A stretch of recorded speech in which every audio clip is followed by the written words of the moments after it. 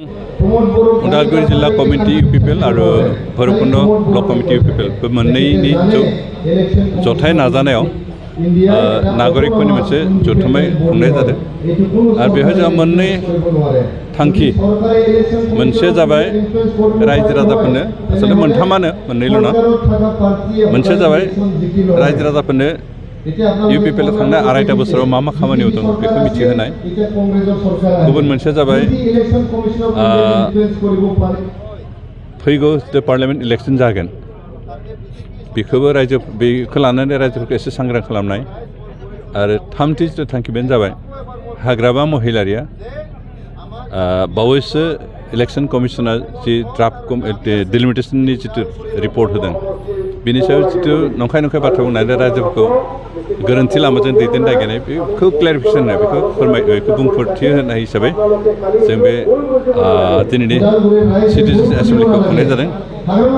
बेखौ जों बुङो जे माबा चिफ इलेक्शन कमिशना 2007 मायथाइयावनो डिलिमिटेशन कमिटि बानायदोंमोन बिनि रिपर्टखौ होबायमोन आरो बे रिपर्ट मथेनो आसामनि बादि गुबुन स्टेटफोर इटिमेटे बे रिपर्ट मथे इमप्लिमेन्ट जाबाय खिन्थु आसामाव बै समाव एनआरसिनि खामानि सोलिबाय थानायखाय बेखौ स्थगित दोनथ'नाय जादोंमोन आरो बे स्थगित थानाय रिपर्ट बेखौनो दा होदों आरो बे होनायाव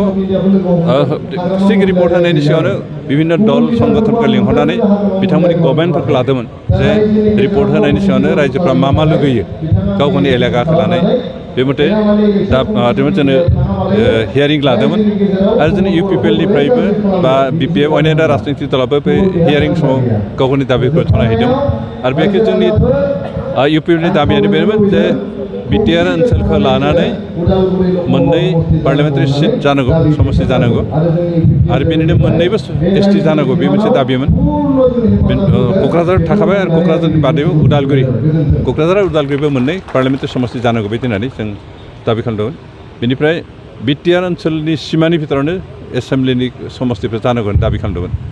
आरो दिनै रिपर्टआव जों बेखौनो नुदों जे जोंनि दाबि मथे बिटिआर ओनसोलखौल' लानानै जोंहा एसेम्ब्लि समस्तिया जाबाय जोंहा सिगाङाव 14ताल'सो एसेम्ब्लि सिट दंमोन बिनि भितरावबो 8तायाल' पुरा बिटिआर ओनसोलनि सिङाव बाखिखिनिया खावसे बिटिआर खावसे बाहेरावमोन खिन्थु दिनै बे रिपर्ट मथे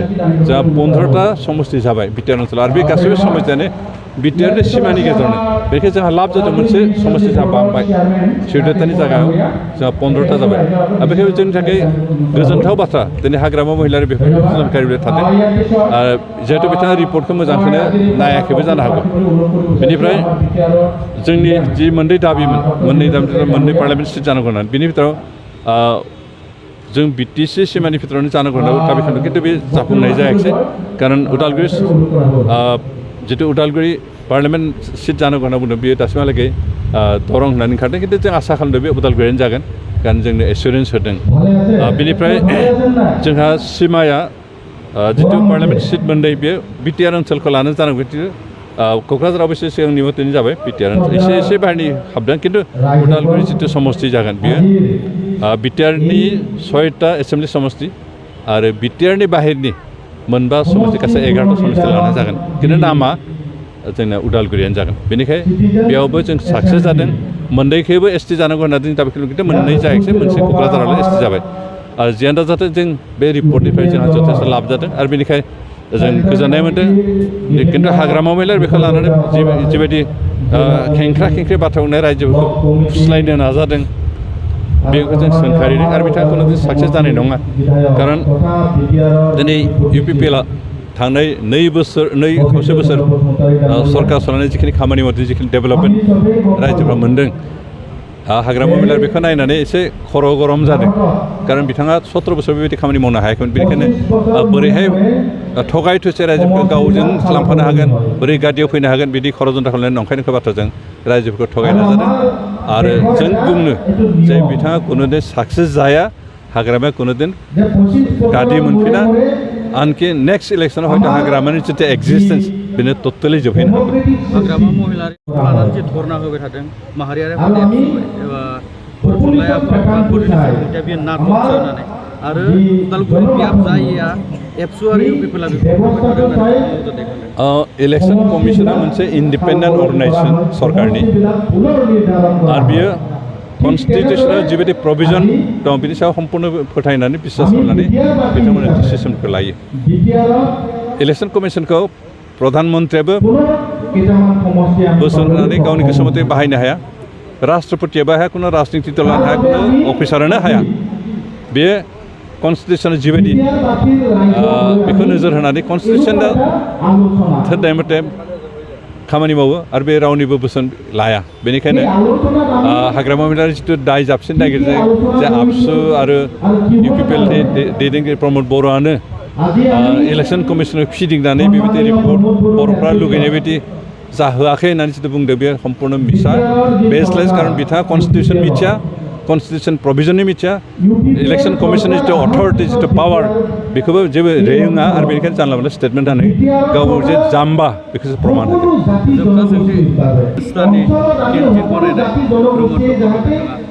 बेयावसो प्रमद बर'आबो 7 स्टारनि केन्टिनाव जायो बे जानाय लोंनायखौ सिन्था खालामनानै जातिनि खामानि मावनो हाया जों अफिसाव थांनानै मोन्दों बेयाव 7 स्टारनि खुनु किटचेन गैया बिथांनि जिथु प्रसार बे अपप्रसारसो मानसिया थांना थानो जानांगोन खिन्थु जानायखौ लानानै सावरायनांगौ बाथ्रा गैया दा जानाय लोंनायनि बाथ्रा सावरायनांगौबा जों हाग्रामा महिलारि 1000 टाइम्स माबाफोरखौ जों बुंनो हागौ खिन्थु जों बेफोरखौ बुंनो गैया खारन हाग्रामानि लेभेलाव जों सिन्था खालामनाय खोथाखौ बुंनो गोसो जाया सार बे समावहाय बिपि बा इउपिपिएलखौ गुबुननि अनगायै दिनै गासैबो बर'फोरनि खहा जानो थांगासिनो दङ दिनै जोंनि बर'फ्रा माबायदि इउनिटि जानांगौ इउपिपिएलखौ सुइसाइडलाय जोंनि साननाय हनाय माबायदि जानांगौ सार माबायदि सानो राजनितियाव कुनुदिन बर'आनो जा जियानो जा जातियानो राजनितियाव गोरोबलायनो थाखाय बे फाराग थाखागोन दा बेवहाय जाया रियेलिटि थागोन बेजोंनो रायजोफोर थागोन राजनितिक पलिटिकेलि आरो कुनु जनगोष्ठीयानो इउनाइटेड जाया बिभिन्न पलिटिकेल पार्टी थागोन पलिटिकेल पार्टीनि नीति आरो दरखौ बेखौ फोथायगोन गोबां मानसि थागोन बेनिखायनो जाया जातिनि थाखाय रायजो राजानि थाखाय ओनसोलनि जौगानो थाखाय खामानि मावगोन बेजोंनो रायजोफ्रा थागोन खिन्थु कुनुदिन खौसे जाया बे रियेलिटि बेखौ जाय बुजिया बेयो जानला मोनला बे रियेलिटिखौ बुजियालासेनो खौसे जानांगौ कुनु मिनिं गैया थेंक इउ